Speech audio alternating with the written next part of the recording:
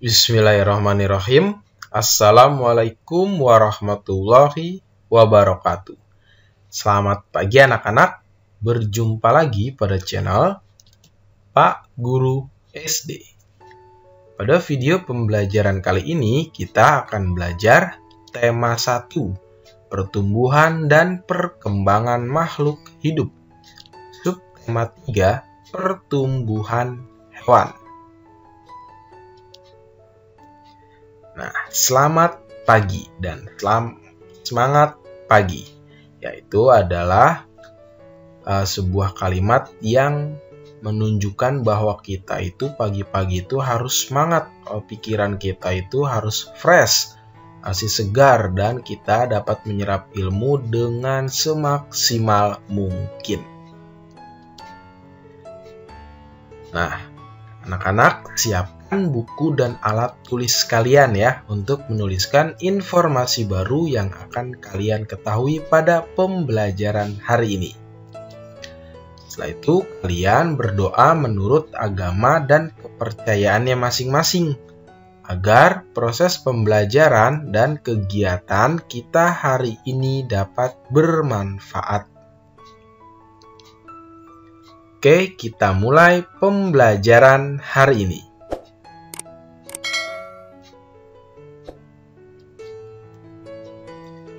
Ya, pada pembelajaran hari ini yaitu materinya adalah cara merawat hewan berdasarkan gambar dan manfaat sikap tolong-menolong.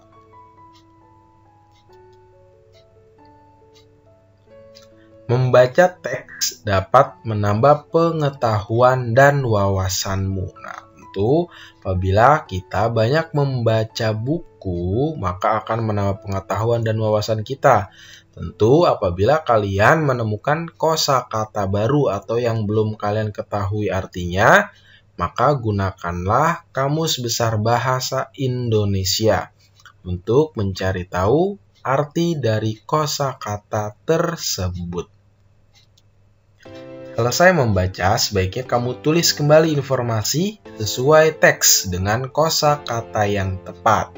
Nah, apabila kalian sudah mengetahui artinya dari kosakata yang belum kalian ketahui tadi sebelumnya, kemudian kalian membuat informasi sesuai teks ya, menggunakan kosakata yang sudah kalian ketahui artinya.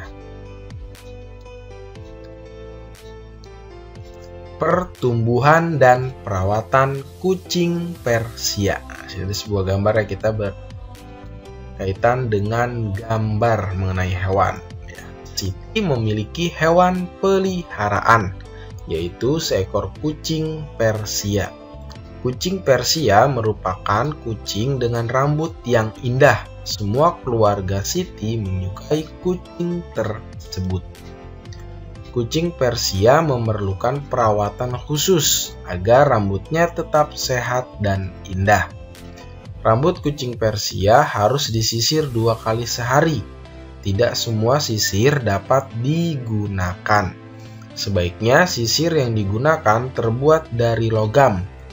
Sisir logam membuat rambut kucing Persia tidak kusut dan tetap indah. Selain disisir dengan teratur, kucing Persia juga harus diberi makanan khusus. Makanan tersebut harus mengandung nutrisi yang cukup. Dengan mengonsumsi makanan yang kaya akan nutrisi, tubuh kucing Persia tetap sehat dan rambutnya tetap indah. Ini adalah cara pemeliharaan hewan atau kucing Persia. Tentu setiap hewan itu cara pemeliharaannya atau perawatannya itu berbeda-beda. Kucing Persia juga sama seperti kucing lainnya. Kucing Persia betina dapat hamil dan beranak. Masa hamil kucing Persia antara 53 hingga 67 hari. Kucing Persia dapat melahirkan 2 hingga 5 anak sekaligus.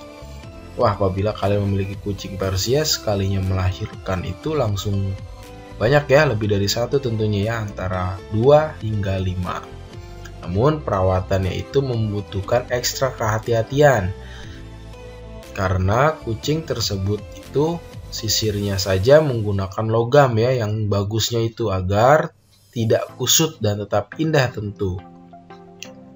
Serta makanannya itu harus mengandung nutrisi yang cukup. Karena dengan mengandung nutrisi yang cukup, tubuh kucing Persia tetap sehat dan rambutnya tetap indah. Informasi dari teks pertumbuhan dan pemeliharaan kucing Persia, yaitu cara merawat kucing Persia agar rambutnya tetap indah, yaitu dengan rajin menyisir rambut kucing sehari 2 kali dan dengan menggunakan sisir logam agar rambut kucing Persia tidak kusut dan tetap indah. Serta tidak lupa untuk memberikan makanan yang bernutrisi agar tubuhnya tetap sehat. Tentu ya, hewan pun demikian dan juga manusia. Kita harus memberikan makanan yang bernutrisi agar tubuh kita sehat. Kucing merupakan hewan yang berkembang biak dengan cara melahirkan. Kulit kucing ditumbuhi rambut. Kucing bernapas dengan paru-paru.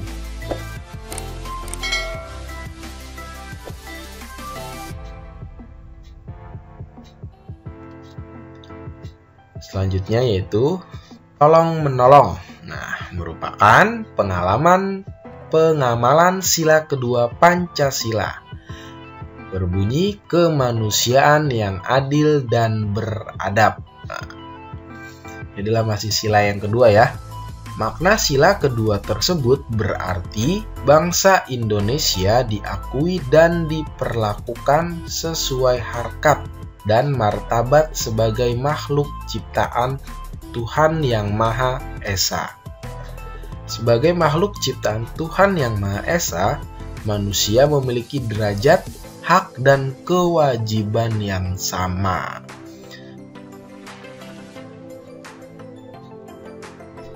Dalam kehidupan sehari-hari, kita harus membiasakan hidup saling menolong dan bekerja sama.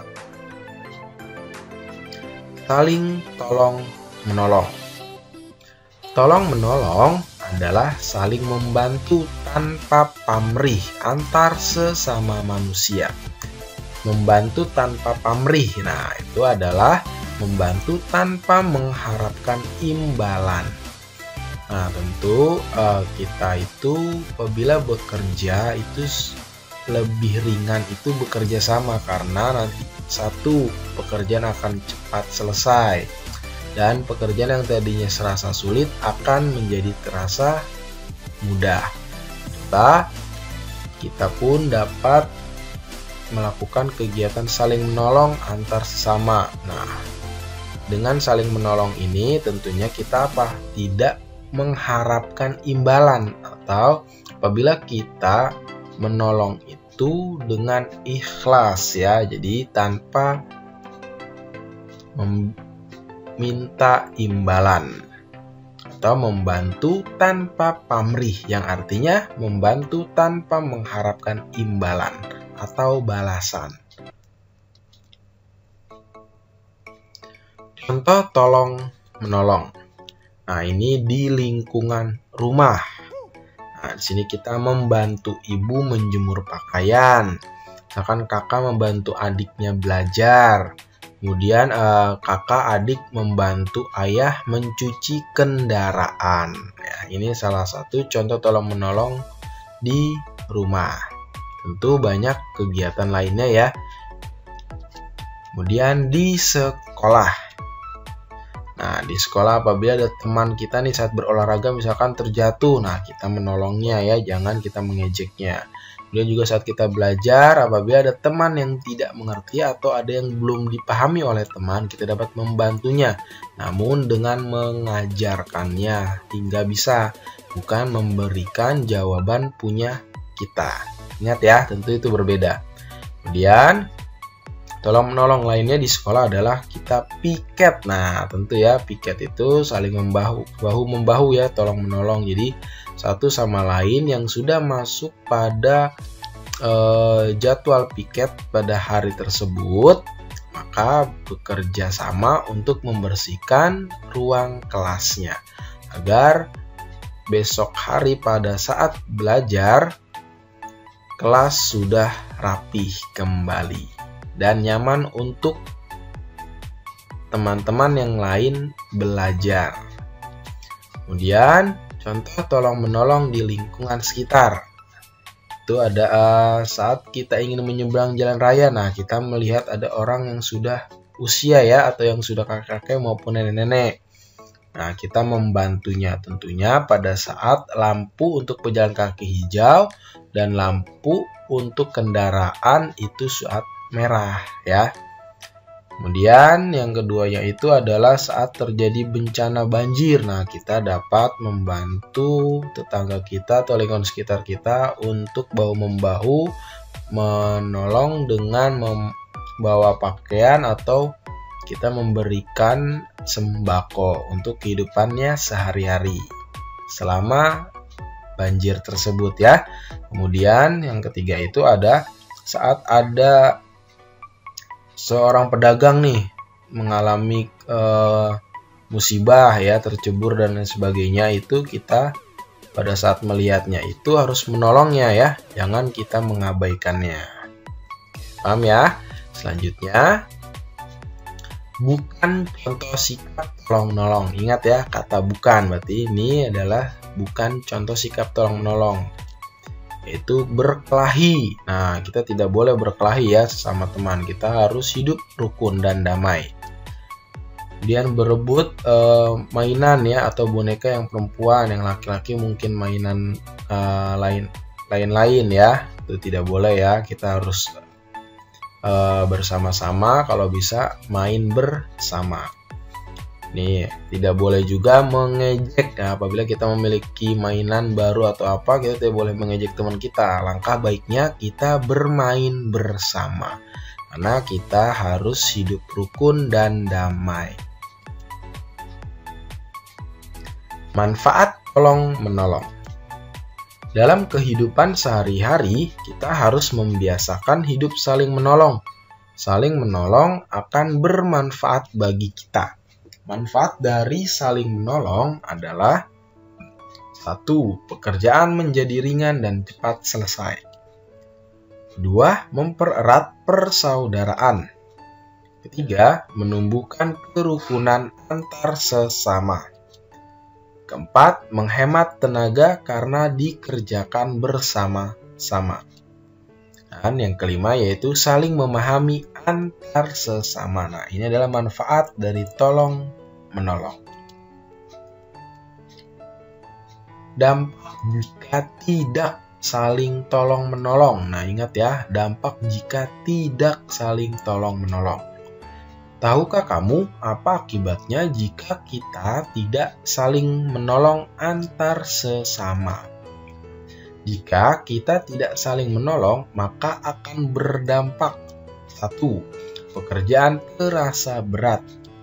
2. Terjadi pertengkaran dan perselisihan. 3. Tidak tercipta kerukunan. Dan 4. Memerlukan tenaga yang lebih besar karena dikerjakan sendiri. Nah, ini tentu tidak mengenakan ya.